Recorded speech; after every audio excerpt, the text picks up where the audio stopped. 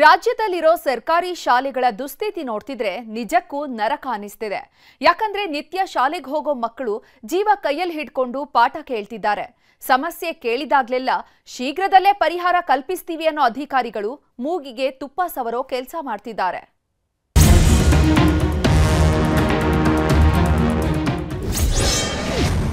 ಭರವಸೆಯಾಗಿ ಉಳಿತು BEO madam ಮಾತು. ಕುಸಿದು ಬೀಳೋ ಮೇಲ್ಛಾವಣಿ, ಮಳೆ ಬಂದ್ರೆ ಸೋರಿಕೆ, ದುರಸ್ತಿಗೆ ಕಾಯ್ತಾ ಇದ್ದಾವೆ ಕೋಲಾರದ ಶಾಲೆಗಳು. ಎಸ್ಟಿಮೇಷನ್ ಆಗಿ ಬಂದ್ಮೇಲೆ ಅಲ್ಲಿ ರಿಪೇರಿಯನ್ನ ಕೈಗೊಳ್ತೀವಿ. ಡಿಡಿಪಿಐಗೆ ಪತ್ರ ಬರೆದ್ರು ಮಕ್ಕಳಿಗೆ ಸಿಕ್ತಿಲ್ಲ ಶಾಲೆಯ ಸೂರು.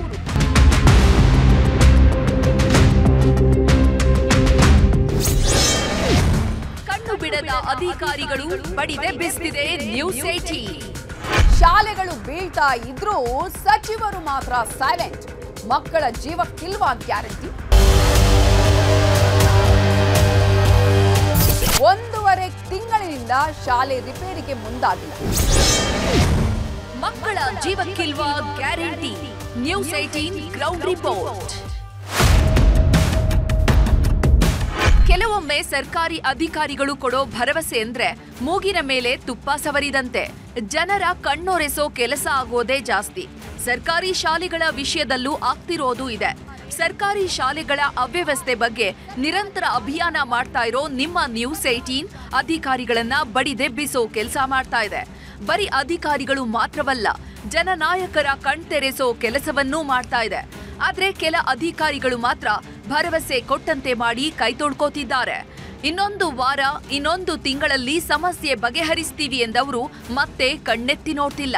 ಆದ್ರೆ ನ್ಯೂಸ್ 18 ಬಿಡ್ಬೇಕಲ್ಲ, ಸಮಸ್ಯೆಗೆ ಮುಕ್ತಿ ಸಿಗೋವರೆಗೂ ಬೆಂಬಿಡದೆ ವರದಿ ಮಾಡ್ತಿದೆ. ಶಾಲೆಯ ಒಂದು ದುಸ್ಥಿತಿ ಬಗ್ಗೆ ಅಧಿಕಾರಿಗಳ ಗಮನಕ್ಕೆ ತಂದಿದ್ವಿ. ಆದರೂ ಕೂಡ ಅಧಿಕಾರಿಗಳು ಈ ಒಂದು ಸ್ಥಳಕ್ಕೆ ಭೇಟಿ ಕೊಟ್ಟು ಕೇವಲ ಪರಿಶೀಲನೆ ಮಾಡಿದ್ದು ಬಿಟ್ಟರೆ ಇದುವರೆಗೂ ಕೂಡ ಈ ಒಂದು ಶಾಲೆಯ ರಿಪೇರಿ ಕಾರ್ಯವನ್ನ ಇನ್ನೂ ಕೂಡ ಆರಂಭ ಮಾಡಿಲ್ಲ. ಕೋಲಾರದ ಕೋತಾಂಡಹಳ್ಳಿಯಲ್ಲಿರೋ ಸರ್ಕಾರಿ ಶಾಲೆಯ ಸ್ಥಿತಿ ನೋಡಿದ್ರೆ ದೇವರಿಗೆ ಪ್ರೀತಿ ಎನ್ನುವಂತಿದೆ. ಹೀಗಾಗಿ ಸೆಪ್ಟೆಂಬರ್ 13ರಂದು ನ್ಯೂಸ್ 18 ವಿಸ್ತೃತವಾದ ವರದಿ ಪ್ರಸಾರ ಮಾಡಿತ್ತು. ಅಂದು ನ್ಯೂಸ್ 18 ಜೊತೆ ಮಾತನಾಡಿದ ಬಿಇಒ ಮಧುಮಾಲತಿ ಆದಷ್ಟು ಬೇಗ ಶಾಲೆಯ ದುರಸ್ತಿ ಮಾಡೋದಾಗಿ ಭರವಸೆ ನೀಡಿದ್ರು. ಜೊತೆಗೆ ಡಿಡಿಪಿಐಗೂ ಪತ್ರ ಬರೆದಿದ್ರು. ಇದೆಲ್ಲ ಆಗಿ 1.5 ತಿಂಗಳಾದ್ರೂ ಅಧಿಕಾರಿಗಳು ಮಾತ್ರ ಇತ್ತ ಕಣ್ಣೆತ್ತಿಯೂ ನೋಡ್ತಿಲ್ಲ. ಹೀಗಾಗಿಯೇ ಕರವೇ ಕಾರ್ಯಕರ್ತರು ಆಕ್ರೋಶ ವ್ಯಕ್ತಪಡಿಸುತ್ತಿದ್ದಾರೆ. ಸರ್ಕಾರಿ ಶಾಲೆಗಳನ್ನ ಅಭಿವೃದ್ಧಿ ಮಾಡ್ತಾ ಇಲ್ಲ, ಅದು ಚಾವಣಿ ಎಲ್ಲ ಬಿದ್ದು ಹೋಗ್ತಾ ಇದೆ, ತಲೆ ಮೇಲೆ ಮಕ್ಕಳ ತಲೆ ಮೇಲೆ ಬಿದ್ದು ಇದಾಗ್ತಾ ಇದೆ. ಹೊರಗಡೆ ಕರ್ಕೊಂಬಂದು ಕೂರಿಸ್ಕೊಳ್ಳಿ ಅಂತಂದಾಗ ಹೊರಗಡೆ ಕೂರಿಸ್ಕೊಂಡಾಗ ನಾವು ಪೋಷಕರು ಏನು ಮಾಡ್ತೀವಿ, ಹೊರಗಡೆ ಕಳಿಸಲ್ಲ ಅಂತೇಳಿ ಹೇಳ್ತೀವಿ. ಈ ಥರ ಸಮಸ್ಯೆ ಇರೋದ್ರಿಂದ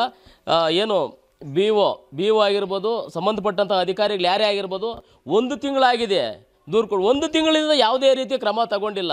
ಯಾಕೆ ಬಡವ್ರ ಮಕ್ಕಳು ಸರ್ಕಾರಿ ಶಾಲೆಗಳಲ್ಲಿ ಸತ್ತೋಗಿ ಸರ್ಕಾರಿ ಶಾಲೆಗಳಿಗೆ ಯಾರು ಮಕ್ಕಳು ಕಳಿಸಬಾರ್ದು, ಸರ್ಕಾರಿ ಶಾಲೆಗಳೆಲ್ಲ ಮುಚ್ಚಿಬಿಟ್ಟು ಖಾಸಗಿ ಶಾಲೆಗಳ ಜೊತೆ ಏನಾದರೂ ಟೈ ಅಪ್ ಆಗಬೇಕಂತ ಹೇಳ್ಬಿಟ್ಟು ಅಧಿಕಾರಿಗಳು ಕಾಯ್ತಾ ಇದ್ದಾರೆ ಅನ್ನೋ ಗೊತ್ತಿಲ್ಲ. ಒಟ್ನಲ್ಲಿ ಅಧಿಕಾರಿಗಳ ಭರವಸೆ ಬರೀ ಭರವಸೆಯಾಗೇ ಇದೆ. ಆದ್ರೆ ಬಡ ಮಕ್ಕಳ ಸಮಸ್ಯೆಗೆ ಪರಿಹಾರ ಸಿಗೋವರೆಗೂ ನ್ಯೂಸ್ 18 ಮಾತ್ರ ಬಿಡೋ ಮಾತೇ ಇಲ್ಲ. ರಘುರಾಜ್, ನ್ಯೂಸ್ 18 ಕೋಲಾರ.